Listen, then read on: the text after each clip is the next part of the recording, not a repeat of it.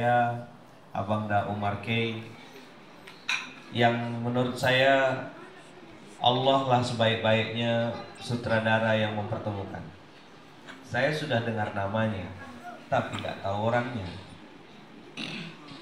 Kayak gimana caranya ketemu sama orang ini? Saya tidak tahu. Dan Allah pertemukan saya di tempat terbaik, kotanya Rasulullah SAW. Di mana ketemunya? Madinah Al-Munawwarah. Habis itu ketemu lagi di Makkah Al-Mukarramah. Ketemu lagi di atas pesawat. Saya lagi sibuk sama HP karena di samping saya ini. Tahu-tahu kaki saya seperti ada nyenggol. Begitu saya lihat, Masya Allah. Soalnya saya belum riset, tengok-tengok beliau nggak nengok-nengok. Allah pertemukan di atas pesawat. Kursinya nomor 41, masih ingat saya. 41 itu surat Fussilat. Jadi saya ngelihat Bang Omar itu langsung cerita banyak gitu. Tadi saya baru duduk langsung dikasih mutiara. Iya, kulit-kulit hitam tapi hatinya mutiara. Itu dia. Saya mau cerita sedikit tentang mutiara. Mutiara itu abang kakak yang asli yang seperti ini. Dia bentuknya tidak simetris, tidak bulat, ada yang petak. Dan semua pasti tahu ya, mutiara itu lahir dari rasa sakit. Ada barang asing yang masuk ke tubuh, kerang ataupun mungkin kalau kami nyebutnya kepah atau ya kerang lah kita bilang. Kerang itu dimasuki barang yang asing, sakit. Rasa sakit itulah yang membuat dia menyelimuti barang tersebut, entah pasir, entah batu, sampai akhirnya barang ini punya nilai, punya harga. Saya bilang sama Bang Umar, tidak ada yang kebetulan Bang Umar. Saya salah satu tokoh muslim atau sosok sahabat yang paling saya kagum itu Umar bin Khattab. Saya punya ruangan kamar namanya Umar bin Khattab. Jadi di Munzalan itu ada ruangan-ruangan, dan ruangan pimpinan paling tinggi bahasanya itu nama ruangannya Umar. Karena sosok Umar ini bagi saya sosok yang sangat inspiratif. Lama saya merenung saat saya di Kubah Hijau, dan saya suka sekali ya pilihan warna teman-teman ini memilih yayasan ini kan Umar K, tahu ini UK. Kalau saya UK juga bikinnya Universitas Kehidupan. Saya ada bikin UK Universitas Kehidupan. Ini Bang Umar bikin Umar K. Warnanya hijau. Saya bilang sama beliau waktu di pesawat, Bang Umar, ada pelajaran mahal di bawah kubah hijau. Itu ada kubah hijau. Tapi bukan kubah hijau yang itu, kubah hijau yang di bawah Masjid Nabawi. Di bawah kubah hijau itu abang kakak, ayah bunda, itu ada 3 manusia istimewa. Siapa yang pertama? Rasulullah Sallallahu Alaihi Wasallam. Yang kedua, Abu Bakar As-Siddiq. Kalau kita sebut 2 nama ini, kita sebut namanya Rasulullah, ini memang orang baik, orang soleh. Abu Bakar itu jelas di saat yang lain menolak pada proses episode Isra Mi'raj, baginda Abu Bakar atau Sayyidina Abu Bakar orang yang pertama beriman dan mengatakan saya percaya. Tapi ada sosok satu yang menarik yang di sampingnya. Saya pernah mengumat di waktu umroh itu, cuma duduk aja dari asar sampai maghrib di bawah kubah hijau itu, cuma ngeliatin aja. Saya bilang, ya Allah, di tanah suci ini tolonglah kasih saya ilmu. Apa pelajaran yang saya bisa dapat untuk melihat kubah hijau ini? Allah kasih ilham saat itu kejadiannya mungkin sudah 7 atau 8 tahun yang lalu, tapi sampai sekarang masih saya ingat dan saya jadikan pegangan. Makanya saya kaget tadi lihat di sini pada pakai warna hijau gitu ya. Nah, kubah hijau itu abang kakak, di samping Abu Bakar As-Siddiq ada sosok manusia asing namanya Umar bin Khattab. Umar ini, cerita Umar boleh? Kita cerita Umar sedikit ya. Kenapa saya kagum sama Umar? Umar ini orang yang memang dari awal tegas. Kalau dia bilang hitam, hitam, putih, putih. Nggak pernah edit-edit, nggak pernah koma-koma, nggak pernah dia abu-abu, nggak pernah. Kalau dalam dagang dia pasti jujur, dia amanah. Tapi saat itu Allah takdirkan dia berada di puncak bencinya kepada Nabi Muhammad SAW. Makanya saat itu Muhammad dia itu bawa pedang.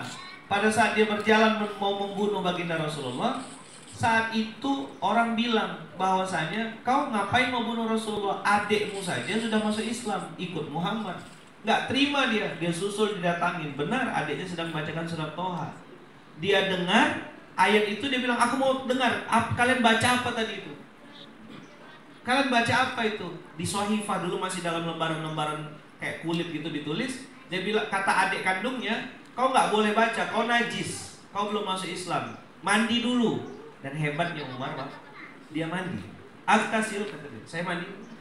Dia cuci baju, dia mandi, lalu dia datang, dia baca lagi. Begitu dia baca surat Toha, ma anzalna 'alaikal Qur'ana litashqa, sampai berapa ayat, dia bilang yang bikin ini bukan Muhammad. Yang membuat kalimat-kalimat ini bukan manusia. Ini yang membuat ini pantas dan wajib disembah. Aina Muhammad? Di mana Muhammad itu? Saya mau masuk Islam. Kaget, padahal tadi adik kandungnya sudah dipukul, sudah marah, di puncak benci. Umar lupa, dia masih bawa pedang. Datang ke Baitul Arqam. Saat itu sahabat sudah pada kumpul.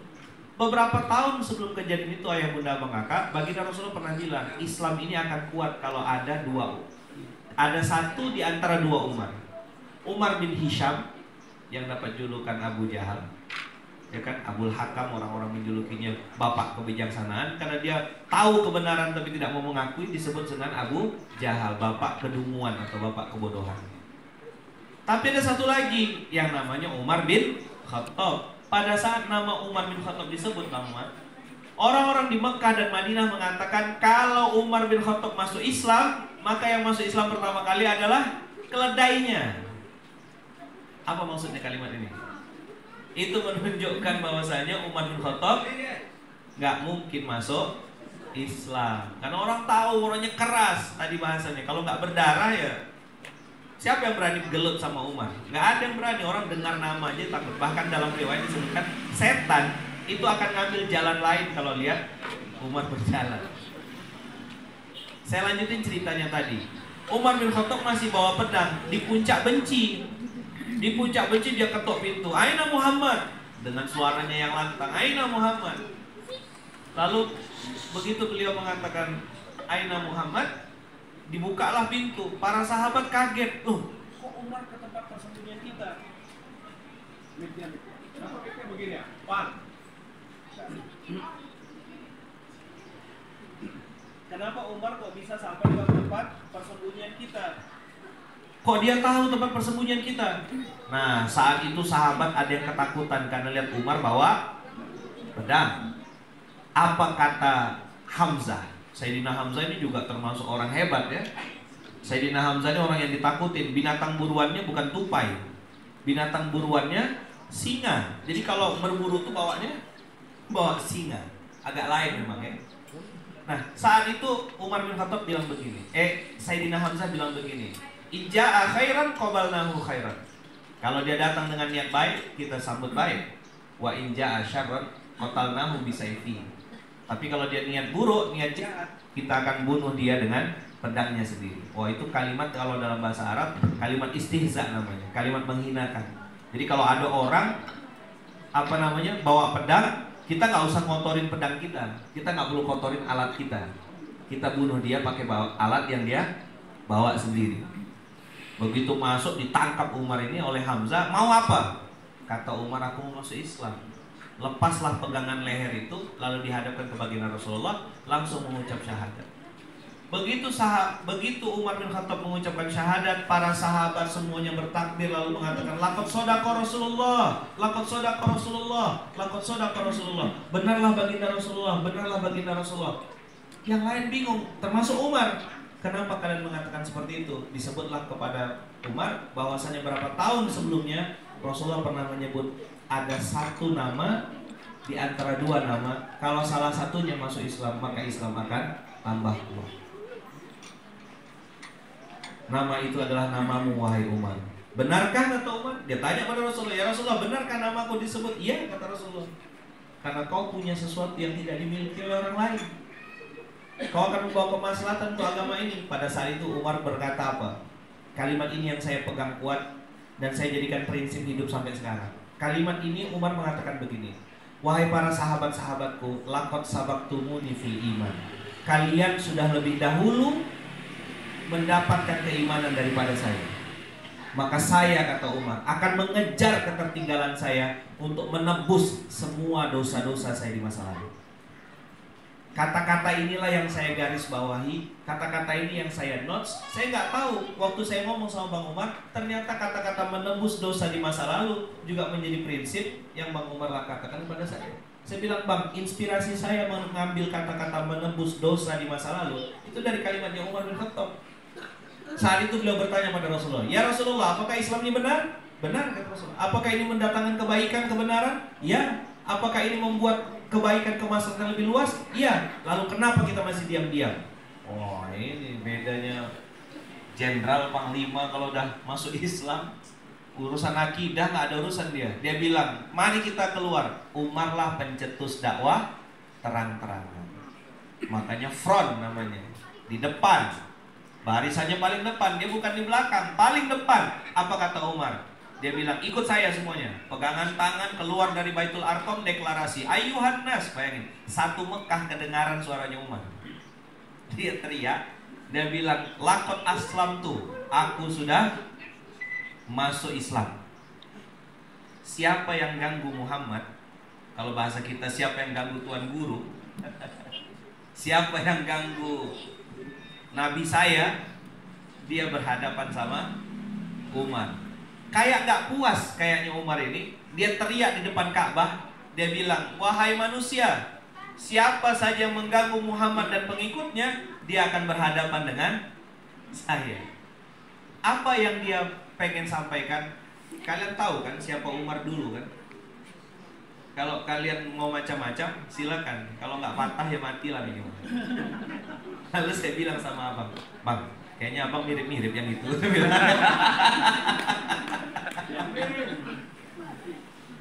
Karena kalau ceritanya kan saya udah tahu ceritanya Bang Umar K. Cuma nggak tahu yang mana orangnya di mana, kayak gimana cara ketemunya. Allah punya skenario sekalinya bertemu di tempat Quran turun. Madinah Munawwarah. Sekalinya ketemu di tempat Quran turun, Makkah Mukarramah. Sama guru yang sama-sama kami takzimi. Itu guru saya. Makanya saya nyebutnya Tuan Guru. Abang, saya anak pertama jadi tidak punya abang. Jadi saya bilang Tuan Guru, saya berharap ya kan, dan menganggap antum sebagai abang saya. Alhamdulillah dengan izin Allah saya belajar sama beliau. Murid terbaik. Masya Allah. Murid anak santri ya, santri hampir masih belajar dari 2017 membersamai Tuan Guru. Saat belum viral. Saya pernah waktu itu di Pekanbaru, beliau lagi tausiah, lagi ceramah dimatikan lampu, sound systemnya dimatikan. Tapi bukan kayak mic tadi, itu memang baterainya gitu. Kalau Tuan Guru saat itu bang, memang betul-betul ada yang matikan. Dan hebatnya Tuan Guru tuh, saya tahu itu sabotase bahasanya gitu ya. Beliau tuh santai, duduk ngomong, mati lampu, duduk berdua. Dia bilang gini, saya ini Allah takdirkan bisa ngomong, bisa bicara. Tapi ide-idenya biar dari Ustadz Lukman. Kalau ada apa yang mau disampaikan, biar saya ngomong. Saya kira itu kalimat basa-basi. 2018 kami ketemu lagi di Bandung. Waktu itu 75.000 orang kumpul di GBLA Bandung. Belum ngobrol sama saya, Ustadz ada fenomena apa di masyarakat. Saya ceritakan Tuan Guru begini. Beliau naik ke atas panggung. Lebih dari 90% materi yang saya omongkan itu disampaikan ulang oleh beliau tanpa hilang titik komanya. Masya Allah, saya bilang, beliau kemampuan menghafal. Saat itu saya bilang, Tuan Guru, mudah-mudahan kita diizinkan Allah jadi saudara satu surga. Alhamdulillah, masuk hutan kemana-mana. Jadi balik lagi tadi cerita Umar bin Khattab ini abang kakak nggak puas dia deklarasi depan Ka'bah, lalu dia ketuk pintu bang, pintunya Abu Jahal, pintunya Abu Sofyan, diketuk satu-satu. Nah sama kayak gini maksudnya, ya kan? Ini ulama-ulama yang foto sama Bang Umar K, kalau sampai disentuh, yang maju bukan ulamanya, teman-teman Front Pemuda Muslim Amin. Maluku ini akan masuk. Insyaallah.